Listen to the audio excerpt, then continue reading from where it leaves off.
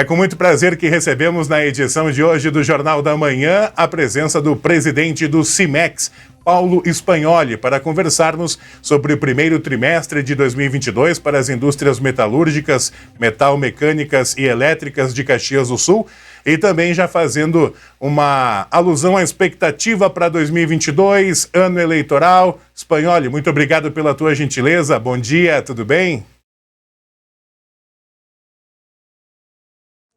Bem, bom dia aos ouvintes da Jovem Pan. É um prazer estar com vocês.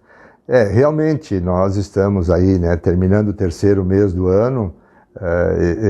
A gente vê principalmente na nossa indústria, uma evolução bastante grande, apesar que 2021 foi um ano também muito bom, né, para a indústria. Mas a gente vê agora com base, claro que vamos ter um crescimento menor, talvez, do que 2021, mas com uma base melhor.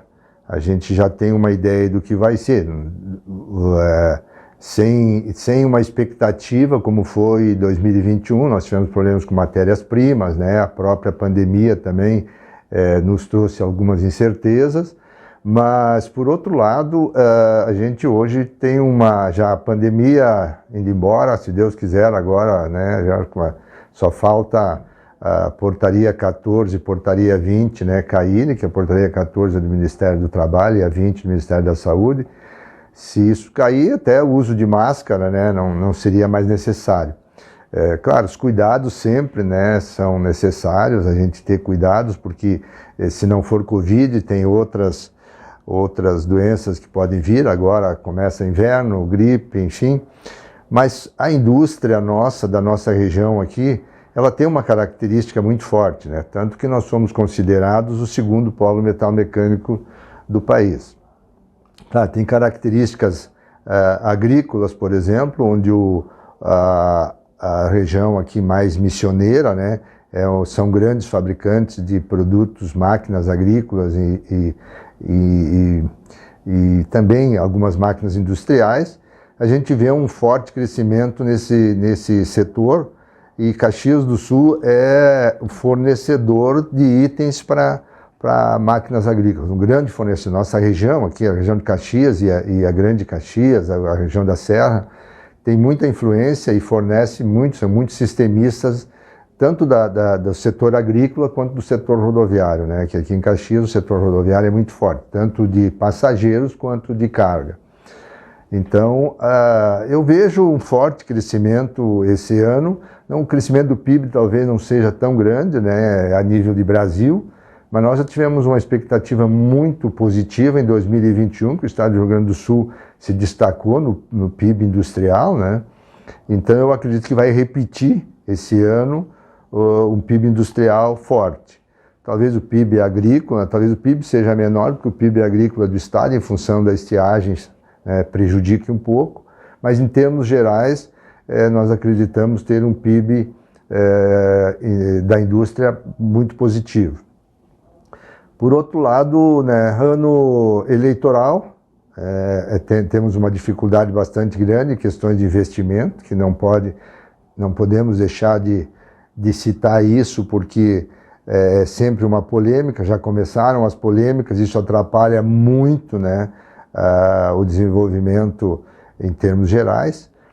Mas temos que acreditar muito. Nosso país é muito grande, muito forte. O nosso estado, né, é um celeiro bastante positivo na questão industrial.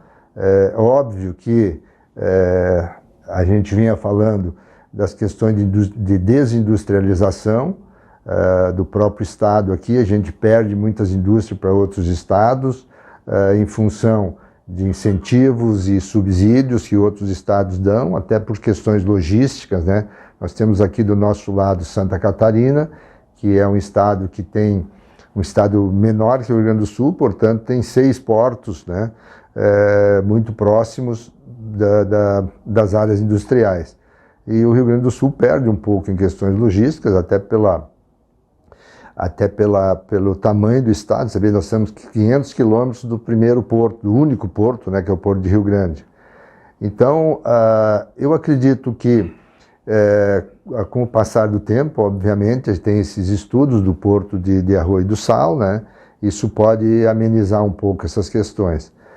Mas a gente acredita muito que 2022 ainda seja um ano positivo, apesar de todas essas incoerências políticas que estão acontecendo, né?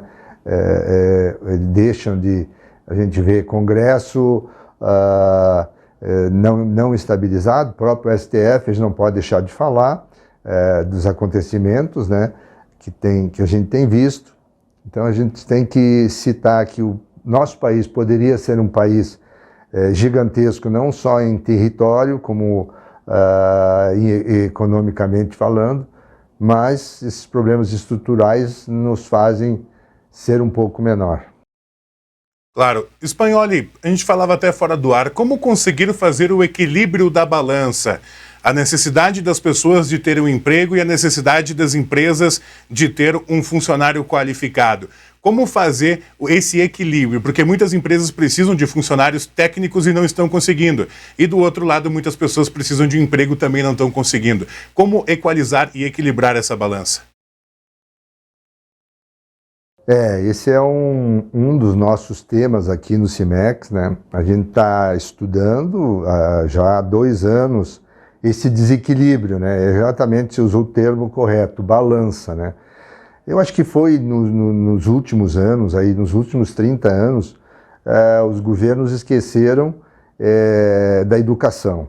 Então, essa educação de base, principalmente, a educação técnica, né? A gente não forma técnicos aqui no Brasil como se formava anos atrás. Nosso grande Senai, né? O Senac, que eram grandes formadores, continuam.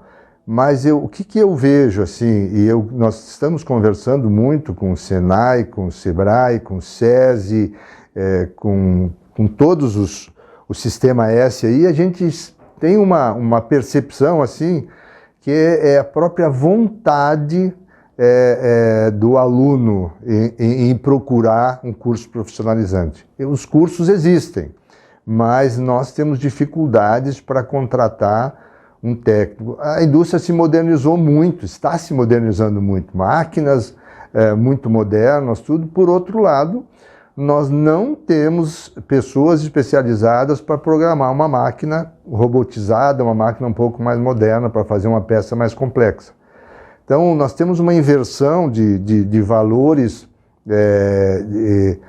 de estudo, né? Assim, enquanto a Alemanha forma 6 técnicos, nós formamos 1 técnico. Enquanto a Alemanha diploma 1 doutor, nós não diplomamos nenhum. Enquanto a Alemanha ela forma 1 universitário, nós formamos 6 universitários. Quer dizer, tem muito universitário e pouco técnico. Então, acaba que uma pessoa com nível superior não vai querer programar uma máquina assim, não, eu me formei, sou engenheiro, não vou querer programar uma máquina, que seria o trabalho de um técnico. O CIMEX está fazendo um estudo, inclusive nós estamos aí com uma turma agora, no sentido de formação de mão de obra. Nós estamos aí junto com o SESI, Senai, Sebrae, o Instituto Hélice, junto com o CIMEX, para fazer com que a gente faça uma formação mais técnica com essa juventude que está vindo aí, principalmente esses que estão entrando no 2º grau agora. Claro. Spanholi, é óbvio que a guerra entre Rússia e Ucrânia tem como principal fator a sua crise humanitária e a perda de vidas sempre muito importante, né? Pessoas tendo que se refugiar em outro país, esposas perdendo maridos, pais, mães perdendo filhos, realmente uma crise muito triste essa humanitária. Mas em relação a negócios, exportações, importações, quais os reflexos que já pôde se sentir aqui na indústria caxiense? E se há algumas possibilidades de negócios também com aqueles países nesse momento?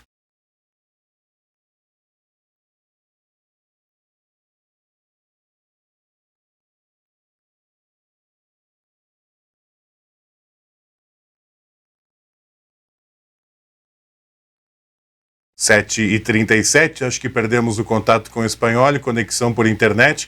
Vamos ver se retomamos agora. Espanhol. A guerra não é bom para ninguém, tá? Eu acho que assim, ela tem prejuízos, principalmente, né, do lado humano. Esse é um fator que não é inegável, né? Por outro lado, nós temos a questão econômica também, que não ajuda nada. Alguns se beneficiam, tá? Países que fabricam armamento são os mais beneficiados, e às vezes a gente até tem uma percepção que a guerra é montada, tá?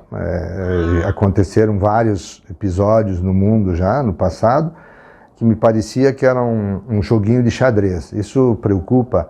Eu não sou especialista em política internacional, mas isso preocupa às vezes a gente, porque a gente vê que me parece que tem alguém pondo gasolina no fogo. Em vez de apagar o fogo, querem ver o circo pegar fogo mesmo. Mas vamos pensar assim, o prejuízo é muito maior, né, para todo mundo, e alguns são beneficiados. Nós temos um exemplo, nós somos um exemplo, a nossa empresa, né, de que a Rússia, o nosso distribuidor na Rússia comprava de três fabricantes mundiais, um japonês, um alemão e aqui da nossa cidade. E com o advento aí da guerra, esses países restringiram as exportações para a Rússia, e nós acabamos assumindo esses 2/3 do fornecimento para a Rússia. Então, fomos, de certa forma, beneficiados. Por outro lado, também não estamos ainda preparados para esse tamanho de produção. Então, nós temos que nos adaptar a isso, e depois isso também pode voltar, quando voltar ao normal, a gente pode perder essa fatia de mercado. Então, tem que ser uma coisa que tem que ter muita paciência e calcular muito bem o risco disso. Por outro lado, né, assim, o que a gente sente? A nossa economia com Rússia e Ucrânia ainda é muito pequena, né? O país e o Rio Grande do Sul aqui também tem uma economia